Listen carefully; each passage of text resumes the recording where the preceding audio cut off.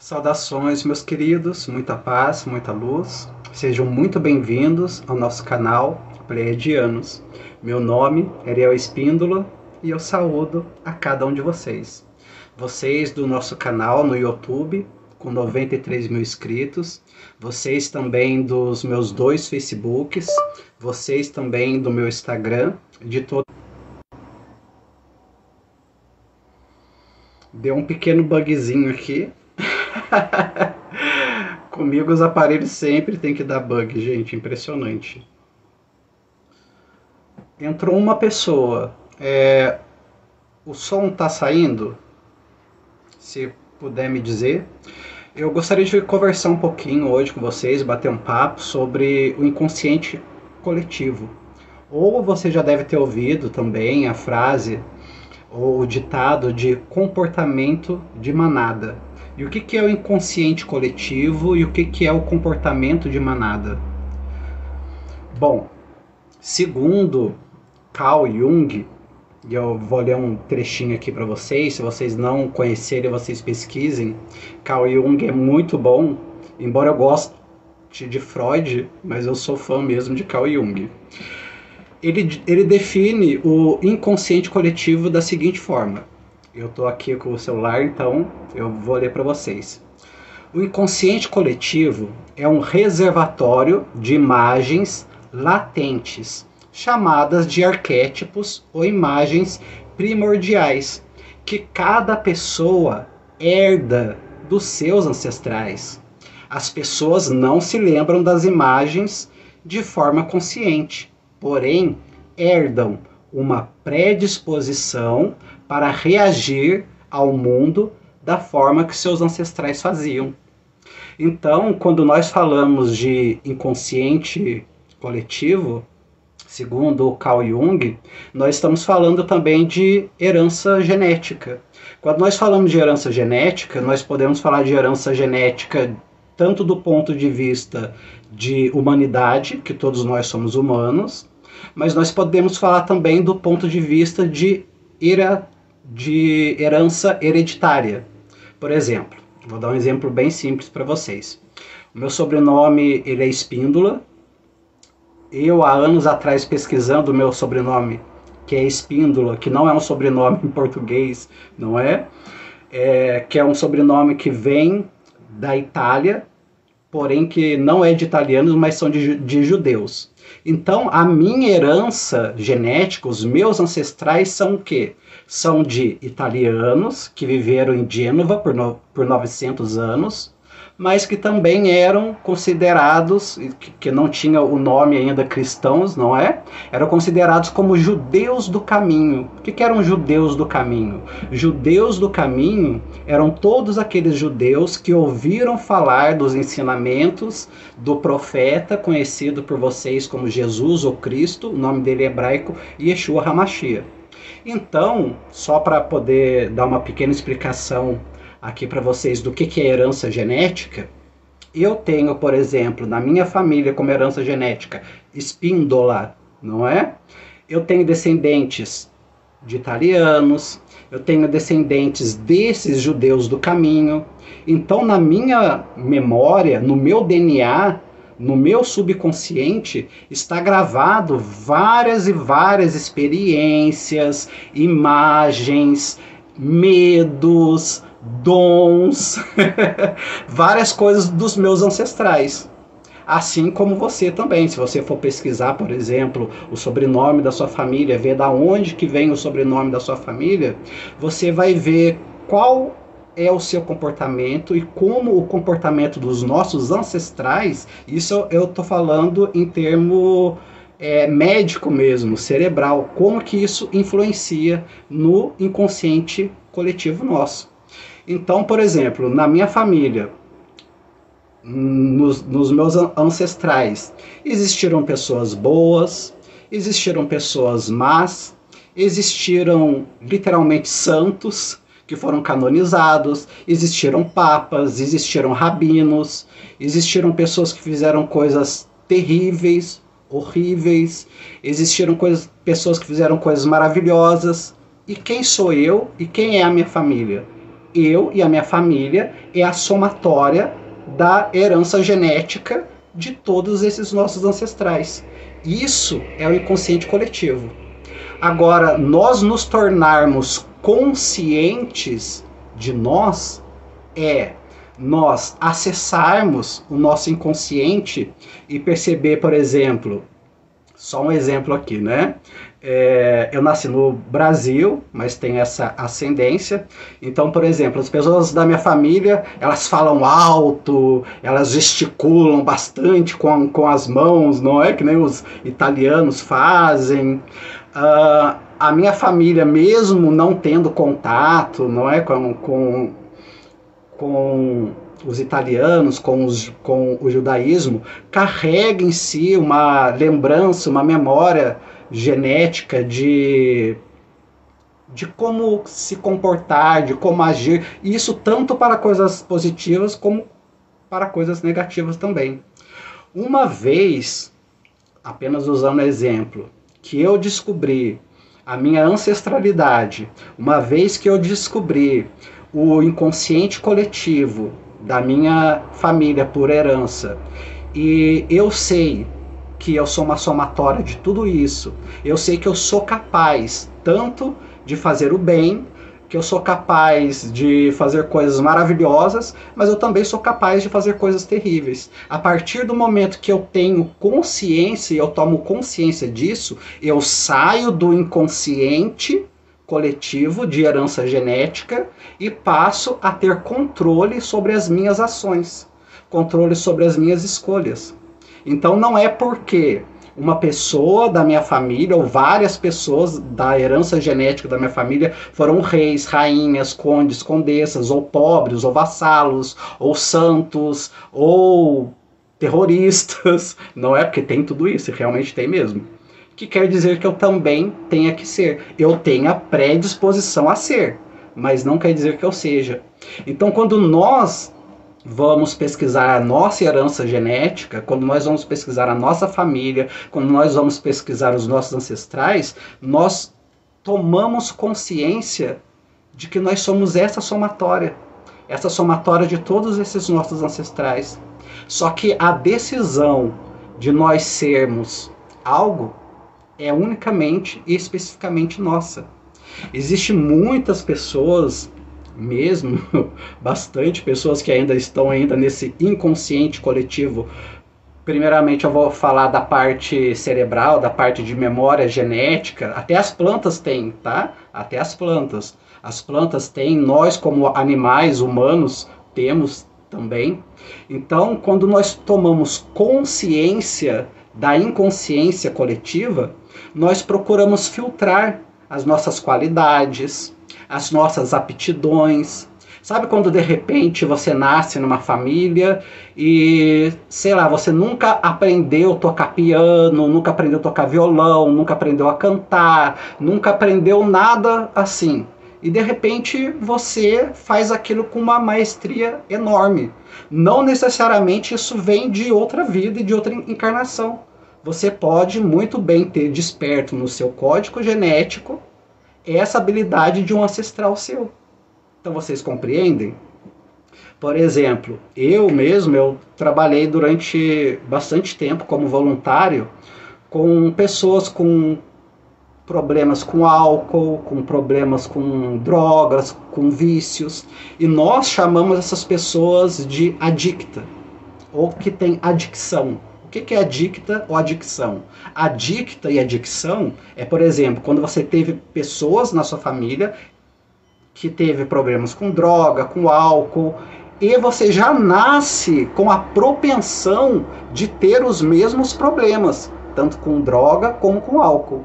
Isso quer dizer que você está fadado a ser um alcoólatra, que você está fadado a ser um drogado, né, a usar de drogas? Não. Isso apenas quer dizer que você tem uma predisposição. Então, se você sabe que você tem uma predisposição, você vai cuidar para que todas as coisas que acontecem na sua vida, como que você encara os fatos da sua vida, como que você encara os fatos do mundo, não te leve para essa adicção. Isso vale para qualquer outro tipo de comportamento. Psicopatia, raiva excessiva, transtornos mentais. Tanto é que quando, por exemplo, se você for procurar um médico psiquiatra e você tiver ali alguma suspeita de alguma coisa ali que você tenha, né, a nível psiquiátrico, a primeira coisa que o psiquiatra vai perguntar para você é: você tem alguma pessoa na sua família que tenha problemas psiquiátricos? Problemas com ansiedade, depressão, psicopatia, seja qualquer coisa que for. Se você tiver, você tem uma grande chance de ter uma predisposição genética de ter aquilo. Mas, mais uma vez aqui, enfatizando, não quer dizer que só porque você tem uma predisposição a ter aquilo, é que você vai desenvolver. Mas que você precisa ter, digamos assim, um cuidado um pouco mais especial com a sua sanidade, com o modo que você encara a vida, as coisas e as circunstâncias, para você não desenvolver aquela patologia. Aqui, deixa eu dar uma olhadinha. Acho que é Betchuca, né? Adoro você. Beijos, Betchuca.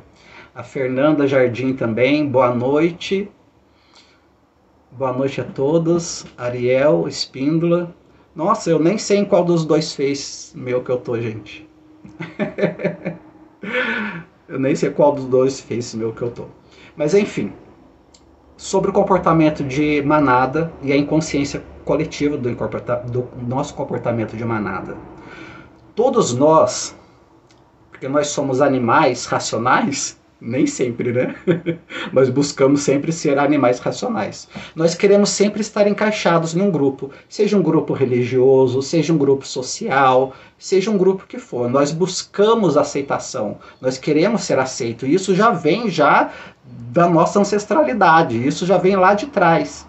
Então, o que acontece? Por exemplo, digamos que você nasceu numa família judaica cristã, e quando eu falo judaica cristã, tanto os evangélicos quanto os católicos, até mesmo os espíritas, pode se considerar judaicos cristãos, tá?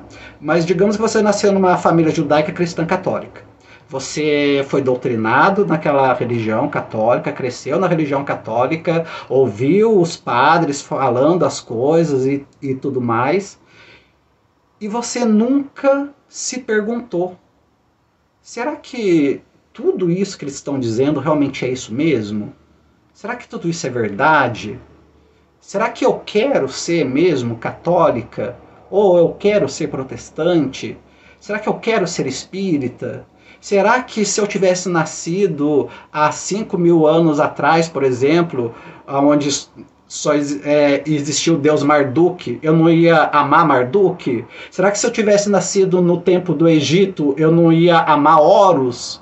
Então isso é você sair do inconsciente coletivo da sua família, das tradições, da aprovação, e se perguntar quem realmente você é.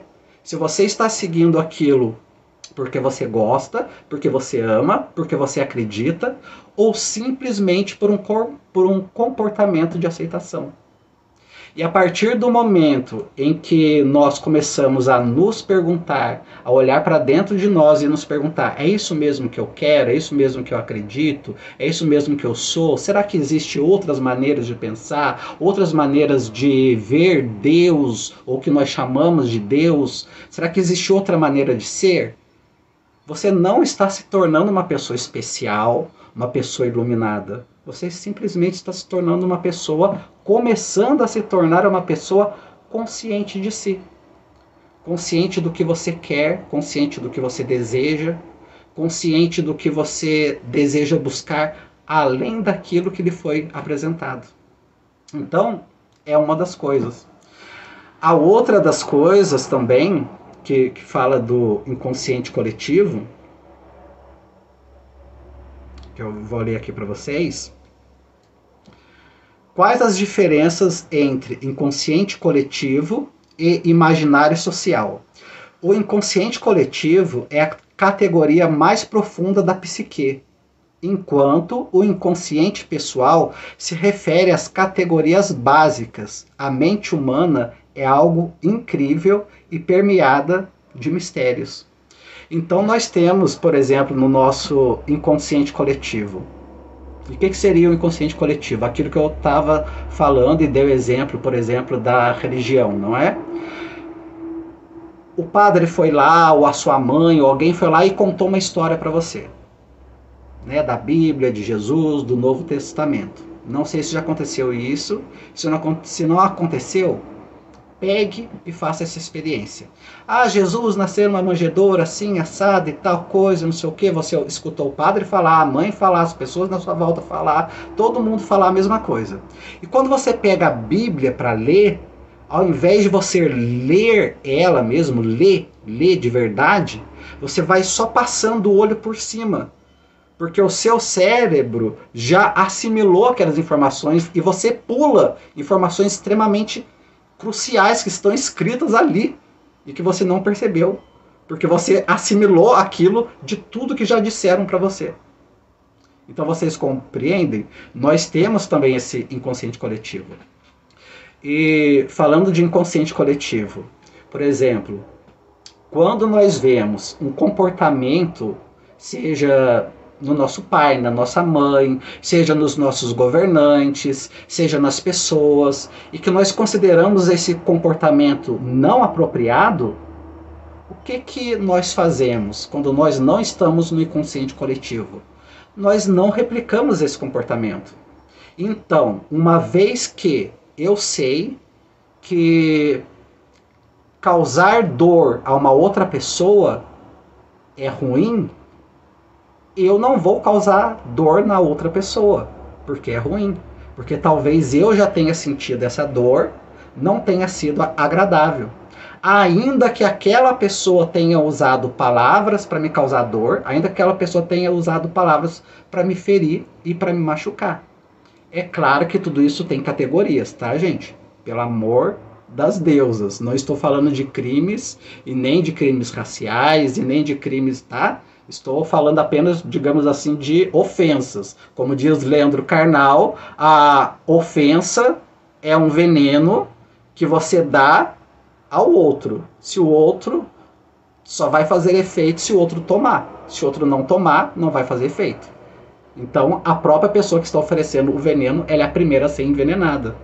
Então, quando nós começamos a sair desse inconsciente coletivo, a sair daquilo, da lei do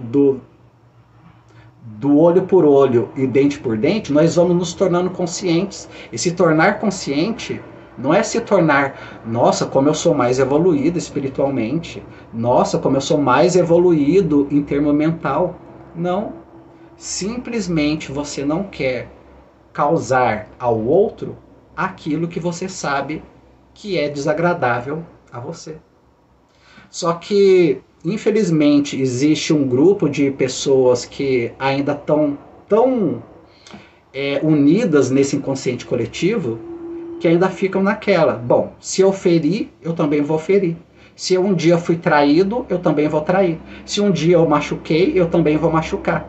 Se eu pertenço a um grupo, digamos assim, político, vamos falar um grupo político. Se eu pertenço a um grupo político, e esse grupo político que eu pertenço, um outro grupo político fala mal, digamos assim, não é? Do candidato ou dos candidatos que eu gosto, que eu aprovo, eu vou ter o mesmo comportamento deles. Então, se eles falam mal do presidente que eu aprovo, eu vou falar mal do presidente que eles aprovam. E quando eu falo falar mal, não é falar a verdade. Quando eu falo falar mal, é caluniar, é disseminar fake news, é disseminar ódio. E isso vale para qualquer coisa, não é só presidente, não. Só estou dando um exemplo aqui porque, querendo ou não, é o que nós estamos mais fomentados, não é? Pelo menos nesse momento que nós estamos passando.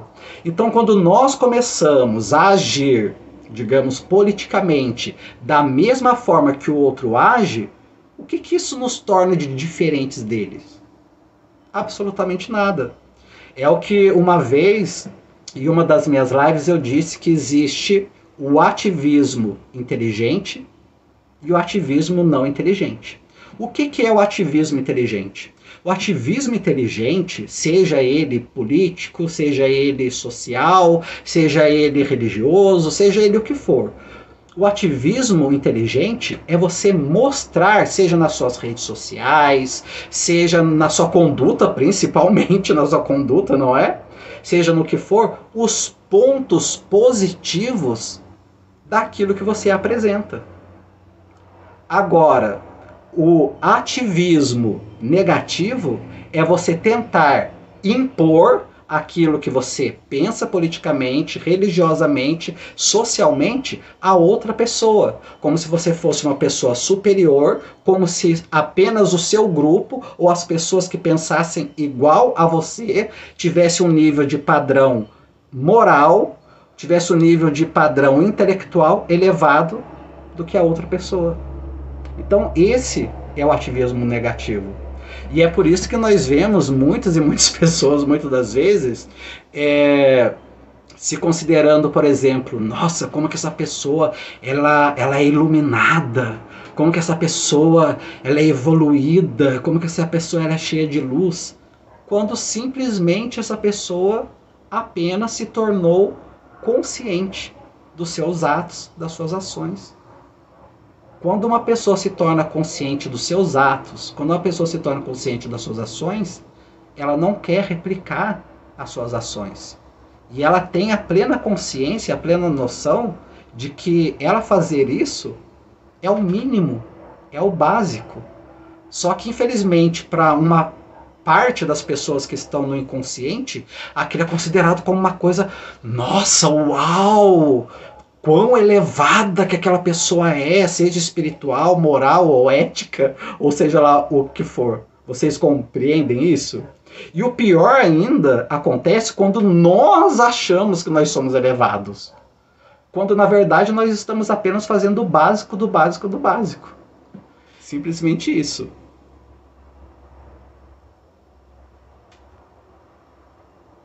Aqui é a Andréia Amaral, Adriana Sol, a Milu, boa noite, Ariel Espíndola, aqui de Portugal. O som tá baixo? É que eu não tô usando fone, gente. E essa internet ela é meio doida, ela interfere nessas coisas também. Ela interfere muito, muito, muito, muito, muito. E o que vocês acham do que eu estou falando, do inconsciente coletivo?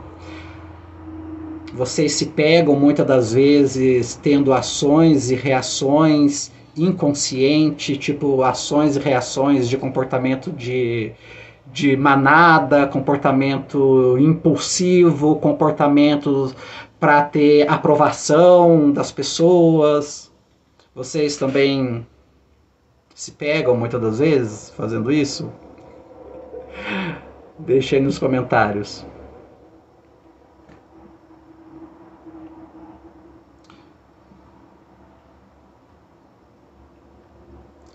Então, por exemplo, vou dar mais um exemplo para vocês. Digamos que você tenha tido uma mãe, seja ela biológica ou não, e essa mãe, biológica ou não, ela foi uma péssima mãe para você. Fez tudo que uma mãe não deveria fazer com um filho ou com uma filha. Psicologicamente, isso está correto, tá? Está correto. Isso faz parte do inconsciente. Quando nós somos crianças, do 0 aos 7 anos de idade, nós estamos como se fosse num estado de hipnose. Nós somos esponjinhas, nós vamos absorvendo tudo que está na nossa volta para nós nos construirmos, tá bom? Então, digamos que você teve uma mãe que ela fez com você tudo que uma mãe nunca deveria fazer com o filho. Você, infelizmente, tem a propensão de repetir com seus filhos ou com as pessoas que estão na sua volta, o comportamento da sua mãe. Você tem a propensão de repetir. Porém, se você se autoanalisar, se você analisar o comportamento que a sua mãe teve com você, pensar como você se sentiu, como você se sentia, aí você sai do inconsciente para o consciente. Aí você pode se tornar uma mãe diferente da mãe que você teve e que você tinha toda a propensão a ser.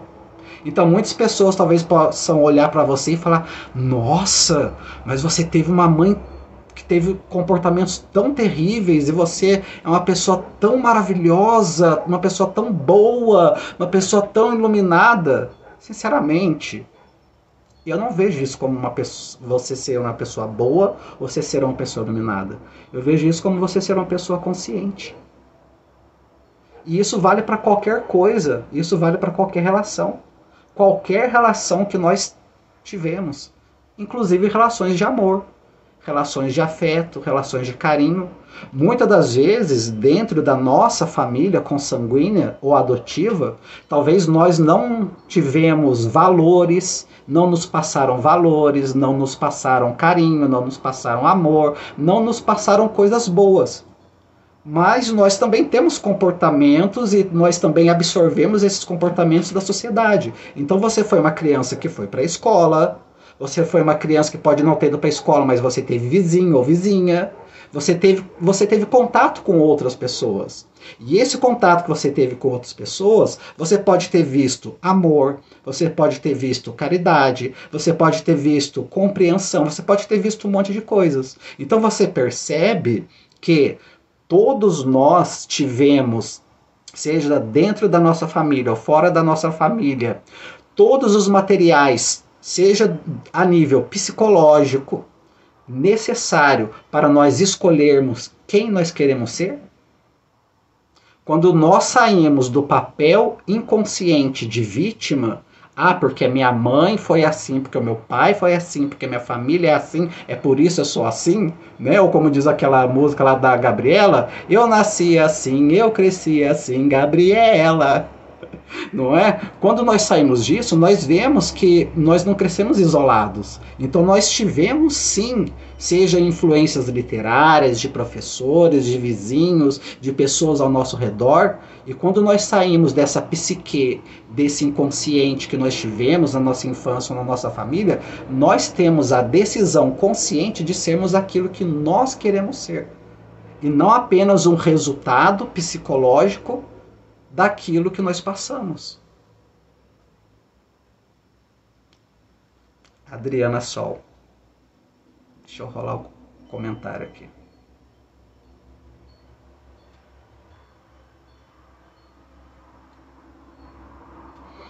Adriana Sol, que ela comentou: mesmo não tendo contato, os costumes ficam e acabam moldando as nossas crenças e atitudes. É difícil estar consciente. Realmente, eu acho muito legal, Adriano, quando as pessoas falam isso, né? Por exemplo, quando fala sobre temperamento. Eu tenho um temperamento, que o meu temperamento ele é forte. O meu temperamento ele é explosivo. Digamos assim, o meu temperamento é o temperamento assim, fogo. Aí quando as pessoas falam temperamento explosivo, temperamento fogo, as pessoas pensam logo naquela pessoa que vai xingar, gritar, berrar, que se alguém falar A pra pessoa, a pessoa vai falar o abecedário inteiro, e eu não levo desaforo pra casa, e até associam isso com signos, né? Só que não. Temperamento é igual a energia. A energia do temperamento explosivo, a energia do temperamento do fogo, ela pode ser usada de forma diferente. Então, por exemplo, eu posso usar do meu temperamento explosivo ou do meu temperamento de fogo, ao invés de usar do meu temperamento de fogo, primeiramente para me queimar, não é? Porque quando nós explodimos, nós não explodimos só com a outra pessoa, nós explodimos também conosco. Então nós liberamos cargas de hormônios no nosso organismo que vai deteriorar, vai arrebentar com a gente, psicologicamente e hormonalmente. Agora, a partir do momento que eu uso dessa minha explosão para, por exemplo, eu sou uma pessoa muito explosiva. Então, como que eu posso usar essa minha explosão para uma coisa boa? Nós pegamos esse comportamento explosivo, só vou dar um exemplo. Você pode usar seu comportamento explosivo para dançar. Você pode usar o seu comportamento explosivo para ser uma pessoa que, olha, eu vou focar na minha carreira e vou botar toda essa explosão na minha carreira. Você pode ser uma pessoa explosiva para atividades sociais, pacíficas, sim. Falando do elemento fogo, né? O elemento fogo, ele serve tanto para queimar, primeiramente a nós mesmos, não é? Serve para queimar tanto a nós mesmos, como o elemento fogo também ele serve para purificar. Então, os elementos e os sentimentos, eles são neutros. Quem dá para os elementos, os sentimentos e os temperamentos uma direção, quem é? Sou eu, é você. Então, passa a ser cada vez menos difícil quando nós entendemos que eu sou uma pessoa, só citando exemplo, né? Eu sou uma pessoa que eu sou explosiva. Onde eu posso usar essa explosão? Eu vou usar, é só um exemplo, tá, gente? Só exemplos, por favor. Eu vou usar essa minha explosão no boxe, eu vou usar essa explosão para fazer karatê, eu vou usar essa explosão para fazer corrida, para fazer caminhada. Olha, existem várias maneiras. E com o temperamento fogo, a mesma coisa também. Vamos fazer uma associação aqui do elemento fogo com Áries, não é? Todo mundo fala, nossa, Ariano é uma coisa terrível, Ariano não leva desaforo para casa, Ariano é explosivo, Ariano é não sei o que, e bota aquela carga, né, toda negativa em cima do Ariano. Os 12 signos representam os 4 elementos, terra, fogo, água e ar. Os 4 elementos, eles têm o poder de construção e destruição. Então, uma pessoa, por exemplo, do signo de Áries, como Chico Xavier, que nasceu no dia 2 de abril, tá? Bem no comecinho, então ele era bem ariano. O que ele fez com o fogo que ele tinha dentro dele? Esse arquétipo do fogo. Ao invés dele queimar as pessoas, ao invés de ofensa por ofensa, olho por olho, dente por dente, me machucou, te machuquei, te lesou, eu vou te lesar, ele usava esse fogo dele para transmutação. Então vocês compreendem? É ter consciência. Eu saio da inconsciência, pego o meu elemento, só estou citando um, que todos nós temos os 4 elementos, todos. Todos nós temos 4 elementos, terra, fogo, água e ar, assim como no planeta Terra. Ah, e a água é mais boazinha, Ariel, a água é linda. Não, a água é linda, a água serve para a gente beber, para matar nossa sede, sem água a gente não vive. Mas a água também causa enchentes, uma onda gigantesca pode destruir. Então vocês percebem, os elementos em si, eles não são nem bons, nem maus. Sejam eles na natureza, sejam eles na nossa natureza. Agora, o que nós vamos fazer com esses 4 elementos que nós temos dentro de nós, terra, fogo, água e ar, aí é o que vai dizer o que nós decidimos ser. Porque nós saímos desse inconsciente e nos tornamos conscientes dos nossos elementos. Como, por exemplo, o ar. Ninguém vive sem ar, não é? Nós respiramos, o ar simboliza o vento, simboliza o movimento, mas também existe ar tóxico, existe furacões, tempestades. Então vocês percebem? Os 4 elementos, tanto nos signos, quanto no nosso comportamento e no nosso temperamento, eles são absolutamente neutros. Sou eu e é você que vai dar para o fogo, para a terra, para a água ou para o ar, no seu comportamento, o que você deseja. Deixa eu ver se tem mais mensagens aqui.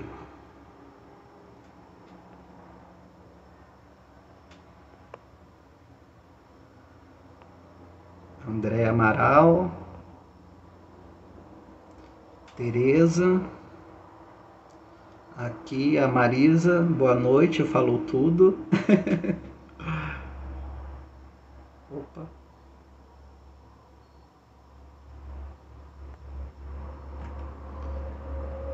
Aqui é Ademir Silva. Somos de boa, amigo. Eu compreendo. Então, eu não sou de boa, não. Depende. Depende de como coloca a frase, de como coloca as coisas, não é? Muitas pessoas, inclusive eu compartilhei um vídeo aqui falando sobre isso. Algumas pessoas consideram ser uma pessoa de boa, ser uma pessoa isenta. Ah, eu sou isento. Eu não faço mal e não faço bem. Se eu não faço mal, se eu não faço mal, automaticamente então eu estou fazendo bem. Não. Por exemplo, se você estiver num elevador e você vê um casal brigando, você vê um homem e esse homem, ele começa, só um segundinho, ele começa a agredir fisicamente uma mulher. Você vai lá e você não faz nada. Não, eu vou ficar isento, eu não vou fazer nada, né? Aquele famoso ditado totalmente errado, viu? Briga de marido e mulher, ninguém mete a colher, depende do caso. Em casos de violências físicas, sim. Mas continuando, você tá lá no elevador e vê um homem que vai bater numa mulher. Ah, eu não vou fazer nada, o problema não é meu, e olha, eu vou ficar neutro. Então, na verdade, você não ficou neutro, você ficou a favor daquele homem e daquele agressor. Então, você dizer que, eu sou politicamente neutro, eu sou socialmente neutro, eu sou não sei o que neutro, eu sou isento. Não, você não é isento, você não é neutro. Quando você está pertencente a uma sociedade, a um grupo de pessoas, ou dentro da sua família, e você vê desigualdade social, você vê roubo, você vê qualquer tipo de coisa ruim, e você diz, eu não vou fazer nada, porque olha, eu não quero me meter, eu não quero esse negócio, eu não quero problema para mim, cada um com seus problemas, cada um com as suas coisas. É exatamente esse pensamento e exatamente essa visão que todas as pessoas que têm um comportamento, seja um mau comportamento, seja um comportamento agressivo, seja um comportamento mau que for, é o que beneficia com que a nossa sociedade continue sendo o que é. Então não existe você ser isento. Você não é isento politicamente. Eu não sou isento politicamente, nenhum político presta, nenhum político não sei o quê, e por causa disso eu não voto, por causa disso eu não gosto de política, eu não falo de política e tudo mais. Não vivemos na Inglaterra e não vivemos numa monarquia. Não temos rei e rainha. Então você pode votar ou não votar. Não importa se você vota ou não vota. Mas isso não te torna isento. O seu voto ou não voto não te torna isento. Porque se você não votou, aquele seu não voto elegeu o atual presidente, o atual prefeito, o atual senador. Então você é participante. Agora, a partir do momento que, peraí, já que se eu não voto, mesmo assim eu sou participante, né, porque nós vivemos no Brasil, tudo que acontece na sociedade vai recair sobre você, econômica, financeira, tudo, em termos de lei, em termos de tudo, vai recair sobre você. Então, já que se eu achar que eu estou me isentando, na verdade eu não estou me isentando, então eu prefiro escolher. Vocês compreendem? Isso vale para tudo, gente. Não se apegue não, porque, né, eu falo sobre isso, aí pronto, o pessoal esquece do vídeo inteirinho, aí vai ficar só no negócio da política. Mas eu falo em tudo, em absolutamente tudo. É impossível esse discurso de, eu sou isentão, eu sou isentona. Ninguém é isentão, ninguém é isentona.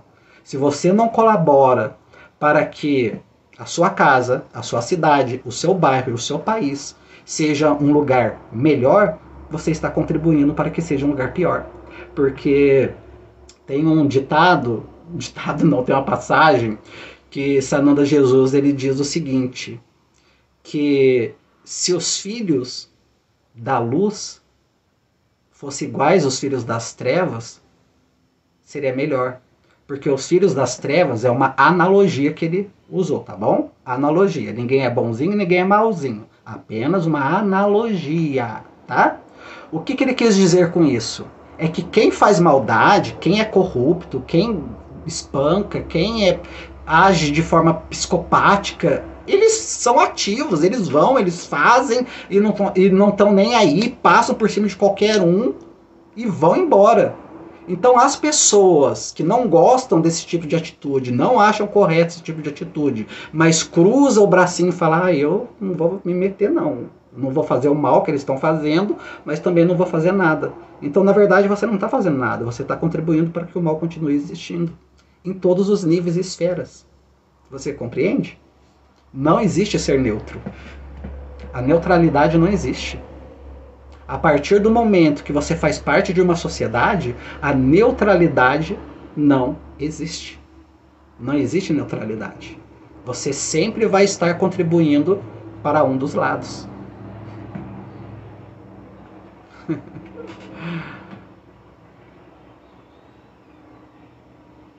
Deixa eu dar mais uma olhadinha aqui nos comentários.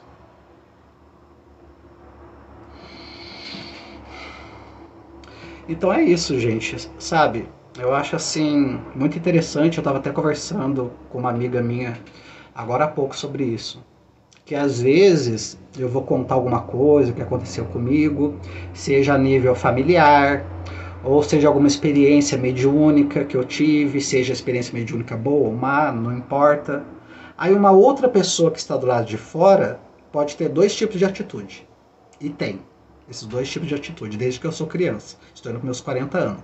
Olhar para mim e falar, uau, nossa, como que o Ariel ele é evoluído psicologicamente, porque, nossa, ele passou por essas situações dentro da família e ele não replicou aquilo.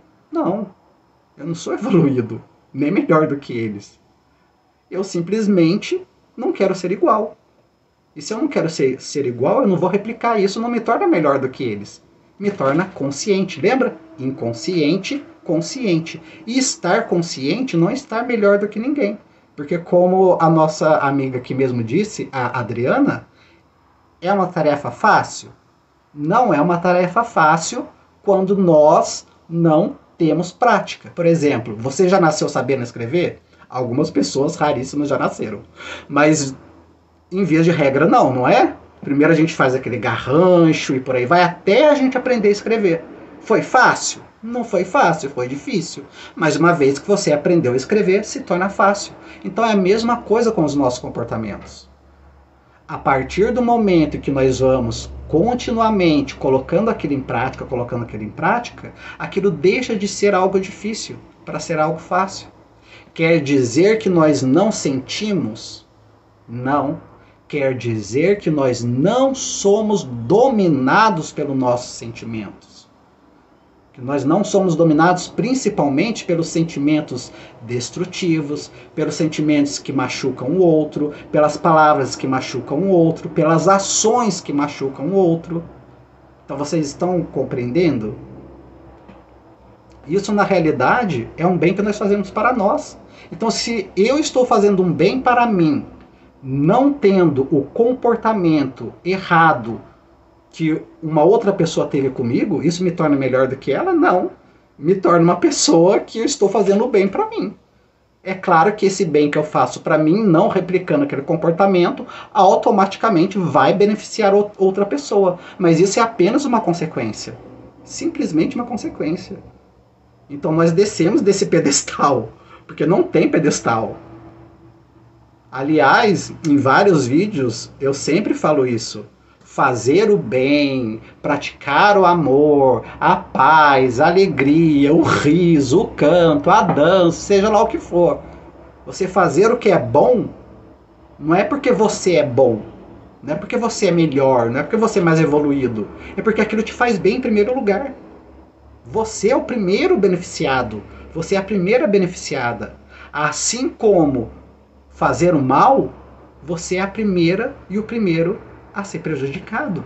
Isso tanto do ponto de vista psicológico, do ponto de vista físico, do ponto de vista social e comportamental. É essa a analogia daquele filme Matrix. Vocês compreendem? Aqui é a Fernanda Jardim. Neutro para contribuir para o lado oposto. Tem muitas criaturas assim. Maravilhosa palestra.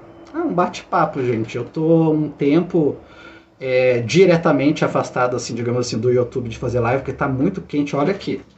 O verão inteiro, vocês que me seguem há 3 anos, vocês veem que eu só tô de regata, né? Parece que eu só tenho essa. E eu não me importo nem um pouco.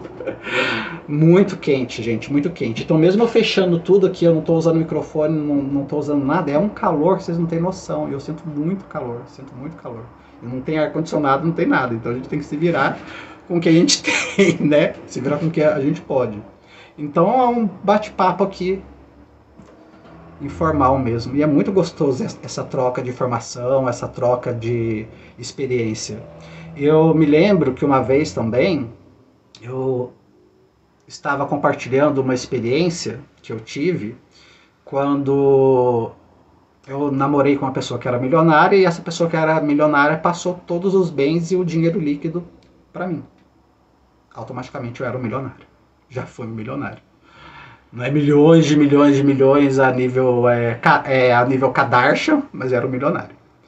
Mas é claro que com tudo aquilo teve várias coisas, condições, etc.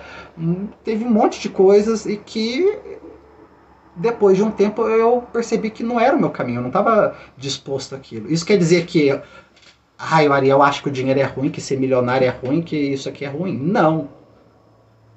Eu só descobri que se um dia eu for ser milionário, eu quero ser milionário trabalhando e ganhando o meu dinheiro pelo meu esforço. E não recebendo o dinheiro de uma pessoa que eu namorei e que tem expectativa sobre mim. E que essa expectativa sobre mim vai fazer com que eu seja uma coisa que, por exemplo, na época eu não queria ser. Só um exemplo bem simples. Então, vocês compreendem? Aí quando eu compartilhei um pedacinho dessa história, quem já viu esse vídeo meu conhece, tem quase 50 mil visualizações. Como deixei de ser milionário. No canal Pleiadianos eu explico tudo. Vocês podem ir lá, clicar em vídeos mais visualizados, aí vocês vão descendo os vídeos e tem esse vídeo lá. Aí um cara comentou assim, aliás um cara não, muitas pessoas fizeram esse comentário. Nossa, ele se acha um deus apenas porque ele não quis ser milionário, não quis ser modelo, não quis entrar na Globo, não quis entrar em outras emissoras. Então, gente, vocês percebem que isso é uma projeção. Nós fazemos muito isso no inconsciente coletivo. Nós projetamos aquilo que nós somos ou aquilo que nós queríamos.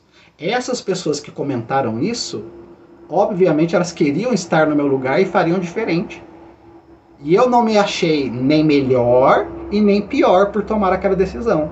Eu só achei que tomar aquela decisão naquele momento para mim me trazia uma paz e principalmente uma liberdade que dinheiro ou milhão nenhum poderia comprar. Vocês entendem? Simplesmente isso. Aqui é a Fernanda Jardim dizendo que assistiu. Então vocês percebem?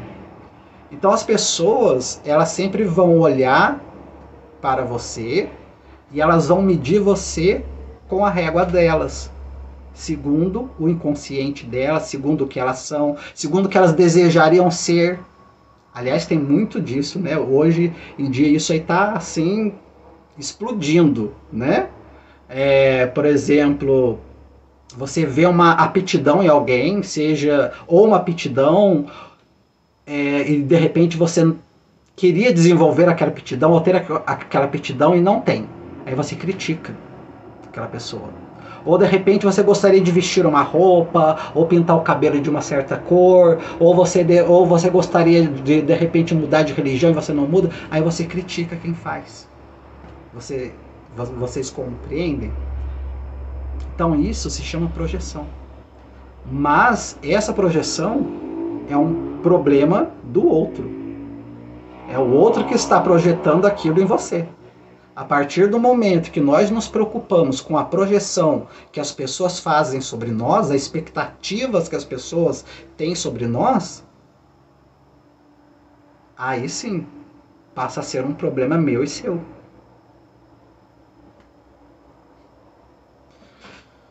Muito ego. O ego ele é importante. O que é o ego? O ego é a nossa individualização, é o nosso eu.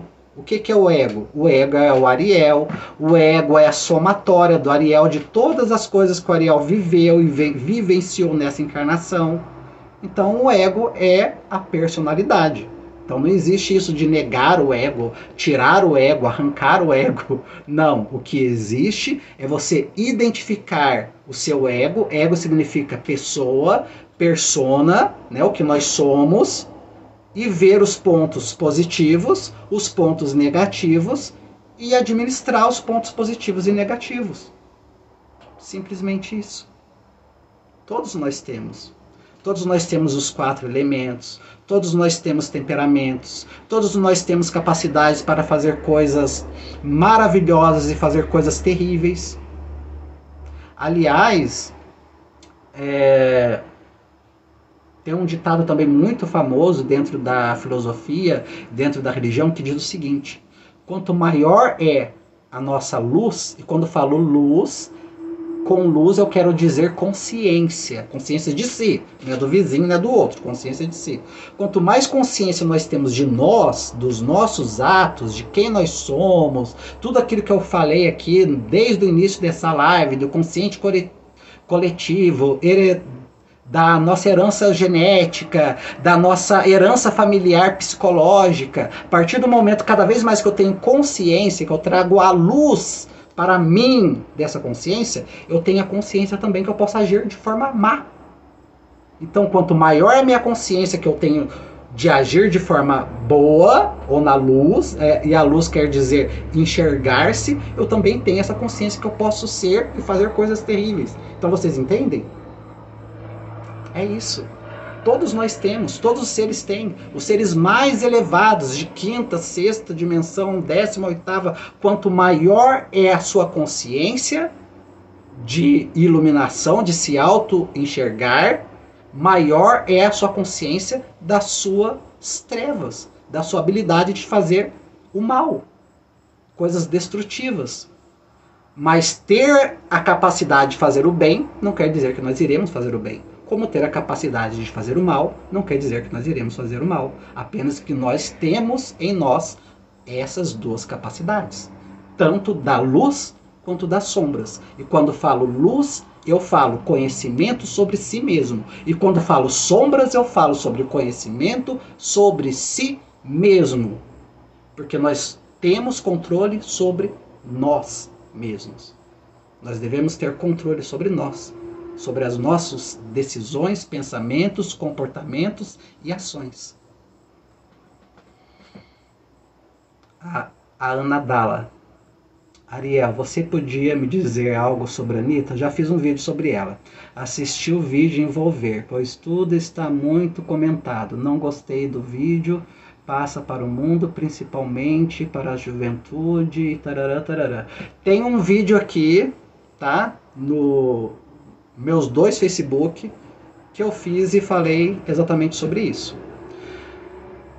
Eu não vou entrar aqui no assunto, porque eu já fiz literalmente 1 hora de vídeo falando sobre isso. Mas a pergunta é: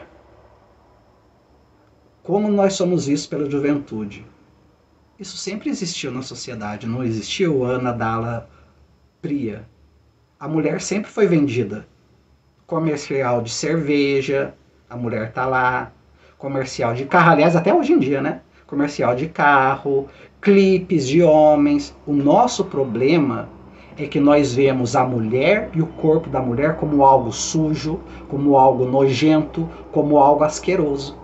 E quando um homem faz a mesma coisa que uma mulher faz, nós não vemos isso como algo sujo, nojento e asqueroso. Eu dei um exemplo muito simples do Michael Jackson. Você pode gostar ou não dele. Ou Elvis Presley. Digamos que talvez você seja da época do Elvis. O Elvis Presley, na época dele, ele fazia um movimento com o quadril que era rebolando, e que para a época homem nenhum podia fazer, e era algo extremamente considerado sensual e vulgar. E ele fazia, e era extremamente famoso, não só pela voz, mas por rebolar. Agora vamos falar do Michael Jackson. Lembra do famoso passinho do Michael Jackson? Que o Michael Jackson botava a mão no órgão genital dele, puxava pra cima e dava aquele gritinho? Todo mundo achava lindo esse passinho. Agora pega uma mulher e coloca ela fazendo a mesma coisa.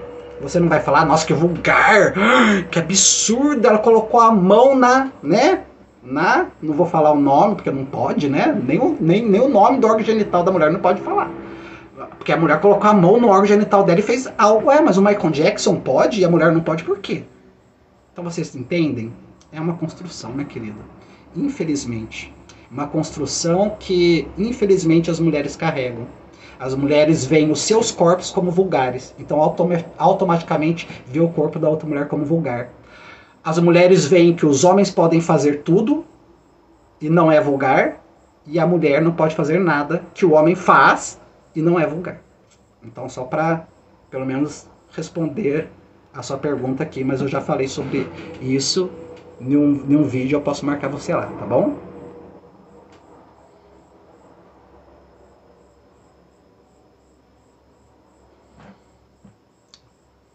Eu acho que não tem mais comentários. Gente, eu tô branco, né? Também, esse tempo todo, gente. Não sou uma pessoa de tomar muito sol. Solzinho que eu tomo, aquele solzinho da manhã. E olha, sinceramente, eu acho isso muito, muito triste. Será machismo, feminismo? Não, para você ser uma pessoa machista, você não precisa necessariamente ser homem. Olha, em via de regra, pelo menos na nossa sociedade, com raras exceções, quem que cria as crianças? São mulheres, não são? Geralmente são as mulheres. Pode até trabalhar fora, mas quem educa são as mulheres. Geralmente os homens ou fica mais isento ou se dá o luxo apenas de achar que eu só trabalho, então eu não tenho que cuidar das crianças. Não são as mulheres? Só que essa mulher, um dia ela teve um pai. Essa mulher também é filha de uma sociedade patriarcal, aonde disseram para ela que o corpo dela é nojento, que o seio dela é imoral. Por que o seio da mulher é imoral e o tórax do homem não é, gente? O seio da mulher não foi feito para divertir o homem, embora divirta alguns, não é? O seio da mulher foi feito para amamentar. O homem só não tem seio porque ele não precisa amamentar. Então por que o seio da mulher é vulgar? Uma mulher sem camisa é vulgar, que absurdo, que vulgar, que nojento. Por que, mulheres? Eu pergunto para vocês. Por que vocês consideram seus corpos vulgares? Por que vocês consideram seus seios vulgares? E não consideram o tórax de um homem vulgar? Por que, por exemplo, até na década de 70, era muito comum, hoje a moda mudou, mas era muito comum os homens usarem shortinho bem curtinho. Lembra aquele shortinho de futebol que o Pelé e outras pessoas jogavam? Além de ser curtinho, ainda era com uma cueca bem fininha, né? Que ficava o negócio lá balangandando. Ninguém falava que era vulgar. As coxas aparecendo, né? Bem torneada. Diga-se de passagem. As coxas aparecendo, o órgão genital do homem lá balangandando. Agora vai uma mulher colocar um short do mesmo comprimento, né, com uma roupa íntima pequenininha e que mostre um pouco do órgão genital dela. Que absurdo, que nojento. Então vocês percebem? É sobre isso. Por quê? Eu não tenho órgão genital feminino. Então eu não posso responder por vocês, embora intelectualmente sim. Mas por que você considera, mulher, o seu órgão genital nojento e o do homem não? Então vocês percebem? Isso é uma construção. O homem pode sair sem camisa, o homem pode sair de bermuda curta ou não, o homem pode tudo. Porque o corpo do homem não é vulgar. O corpo da mulher é vulgar. Mas quem disse que o corpo do homem é vulgar e o corpo da mulher não é vulgar? Uma sociedade religiosa, clérica, patriarcal e machista. E as mulheres abraçam isso e replicam isso, não todas, mas replicam isso. Entendem? É isso. Um homem, pelo menos aqui, né, no Brasil, só não tem o costume de mostrar o bumbum, no sentido de mostrar mesmo, botar fio dental, essas coisas, porque não é o nosso costume. Tem algumas partes lá na Bahia que tem até alguns baianos que usam. Nos Estados Unidos tem muitos homens héteros que usam sungas que é de fio dental e mostra o bumbum. E não é vulgar. Então vocês têm noção que nós estamos falando de dois corpos. um corpo de um ser humano masculino, um corpo de um ser humano feminino. E que as mesmíssimas partes desses dois corpos, nada é vulgar e tudo pode. Seja na dança, seja na sociedade, seja o que for. E o outro que é feminino, nada pode, tudo é castrado, é tapado, é nojento, E quando uma mulher replica esse discurso, ela está fazendo isso para ela mesma. Porque ela é vítima disso. Infelizmente. Ela é vítima disso. E é muito difícil. Também terminando aqui, tem uma outra frase. Eu sempre lembro das frases, mas nunca lembro de quem foi que falou. Tem uma outra frase que diz: eu libertei 1000 escravos e teria libertado 1 milhão se esse 1 milhão soubesse que era escravo. Então, mais uma vez, nós voltamos aqui no inconsciente coletivo. Esse inconsciente coletivo social. Que ninguém se pergunta o porquê. As mulheres não se perguntam, mas peraí, por quê? Por que se eu mostrar o seio, eu sou presa, e é mesmo, infelizmente, né? Por que se eu mostrar o meu seio, eu sou presa, mas se um homem mostrar o tórax dele, não é? Ah, porque eu sei. Não tem porquê. Não tem porquê. Gente, até 2002, sim, estava na lei. Procurem, pesquise no Google. Se você tem um celular na mão, você pode fazer isso. Até 2002, sabia que estava na lei que se um homem casasse com uma mulher e essa mulher não fosse virgem, ele podia divorciar dela? Aqui no Brasil! No Brasil! Só que, como muitas pessoas agem no inconsciente, elas não pensam sobre isso. Nossa, Ariel, realmente eu nunca pensei nisso. Poxa, verdade. Eu sempre ouvi que o meu seio é nojento, que eu tenho que esconder. Eu sempre ouvi que o meu órgão genital feminino é nojento, que eu tenho que esconder. Eu sempre ouvi que se eu mostrar muito o meu corpo e um homem abusar de mim, seja verbalmente ou fisicamente, ele que tá certo. Sendo que o homem ele pode sair na rua sem camisa, de short curto, do jeito que quiser, e ninguém pode abusar dele, né? Então vocês percebem? As pessoas não se perguntam. Isso é estar no inconsciente coletivo social. Essas mulheres não se perguntam o porquê. Apenas vão replicando. Replica, replica, replica, replica, replica e replica.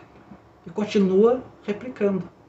E isso dá autoridade para que você não tenha nunca liberdade. E quando uma mulher começa a falar, não, meu corpo, não estou mostrando para menores de idade, e se você tem algum menor de idade que acessa esse tipo de conteúdo, o problema é do maior de idade que não está prestando atenção, não é? Mas enfim, se você não está infringindo nenhuma lei, se você não está fazendo nada que um homem na sociedade não faria e não é condenado, por que você não pode fazer? Porque o seu corpo é feminino? E isso é uma justificativa que as mulheres dão. Que triste, né? E que alguns homens dão também. Os homens, entre aspas, eu até entendo. Agora as mulheres realmente eu não entendo. Quer dizer, eu entendo. Elas estão apenas replicando. Replicando o que elas ouviram. Replicando todo o castramento e simplesmente falando amém, amém, amém, amém e amém. Vamos continuar assim, vamos continuar assim. O homem pode tudo, o corpo do homem pode tudo, o homem não é vulgar em nada, tudo o homem pode, a mulher nada pode. Vocês já pensaram se, por exemplo, uma mulher tivesse, e tem algumas mulheres que tem força, viu, gente? Peraí, tem uma formiguinha subindo aqui em mim. Se uma mulher visse um homem na rua, sem camisa, com uma bermudinha bem sexy, marcando ali, né, o órgão genital dele, e falar, eu vou catar esse cara aí. E chegasse aí, ó, nossa, você, né, não vou nem falar as palavras aqui, mas começasse a usar das mesmas palavras de baixo calão que geralmente os homens usam para assediar as mulheres. E digamos que essa mulher fisicamente não atraia aquele cara. Mas digamos que essa mulher ela tenha força física mais que aquele cara.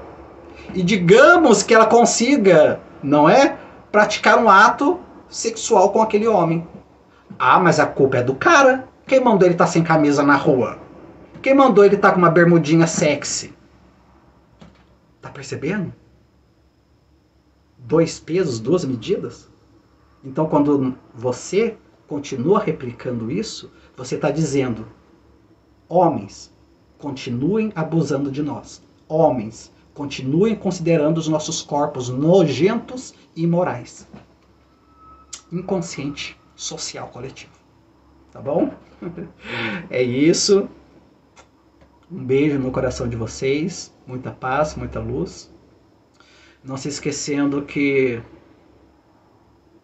o inconsciente coletivo de herança genética, ele existe, mas nós temos que observar quais aptidões que nós iremos querer colocar. Nós sabemos que o inconsciente coletivo da nossa família, não é? Ou seja, tudo que nós aprendemos, sofremos, aprendemos na nossa família existe, influencia sim na nossa vida, mas nós também podemos fazer diferente. E socialmente a mesma coisa também. É sair do pensamento de gado e se perguntar por que que ele pode, né? Tô usando o sotaque dos gaúchos. Amo. Eu tenho sotaque de todo mundo, gente. Eu cato um pouquinho daqui, um pouquinho de lá. Porque ele pode e ela não pode. Entende? Não se pergunta. Tem gente que nunca se fez essa pergunta, nunca se contestou. Tem mulher que nunca se perguntou. Simplesmente, a sociedade colocou, a lei tá aí, então é assim, pronto, acabou. Não. Existiram mulheres e muitas mulheres, que talvez você não conheça a história, e que morreram, literalmente morreram, lutando para que você hoje tivesse os direitos que você tem, inclusive de julgar outras mulheres. Complicado, né? Não é complicado? Complicado. Porque, infelizmente, nós temos hoje na mão uma das melhores máquinas do mundo. Tá aqui, ó, um celular. Porque um celular não serve nem para ligar mais, né, gente? A gente não usa o celular para falar com as pessoas. Nós temos o computador na nossa mão, com conhecimentos vastos. Mas para que nós usamos esse computador? Nós nos perguntamos? Nós vamos pesquisar leis? Nós vamos saber, se eu tenho esses direitos hoje, esses direitos sempre existiram? Inconsciente, social. Não se conhecer. Tá bom? Gratidão, muita paz, muita luz. Tem uma gaúcha aqui, ó. Eu vi, gaúcha. Gente, até sotaque de... Como é que fala? Até sotaque de português eu tô pegando. Sotaque de português de Portugal, que fala L, né? Que tudo é com L. Eles até brincam até que os portugueses de Portugal tem mel na boca. Porque nós aqui, no português do Brasil, nós falamos mel. E os portugueses de Portugal falam mel, né? Manuel, L, né? Coloca a língua lá em cima. Mel, Manuel, papel... Gente, vocês não têm noção, eu assisto vídeo de muita gente, muita gente, tanto de dentro quanto de fora do Brasil. Aí eu vou pegando um pouco de sotaque de mineiro, de português, de carioca, de espanhol. É uma mistura só. Ai, que conversa gostosa, eu tava precisando conversar sobre isso. Andréia aqui. Mais do que certo, meu amigo. Que bom te ouvir. É bom também conversar com vocês. Nossa, não pense vocês que... Nossa, às vezes eu também me sinto muito sozinho. É bom conversar com os espíritos? É bom conversar com os espíritos. Eu converso com eles também. Mas, gente, é muito bom conversar com pessoas encarnadas. É bom eu ler coisas como eu li, né? Dessa pessoa perguntando, por exemplo, o que acha do comportamento da Anitta? O que acha do comportamento de fulano? O que acha... Que são coisas que estão rolando agora. É bom isso.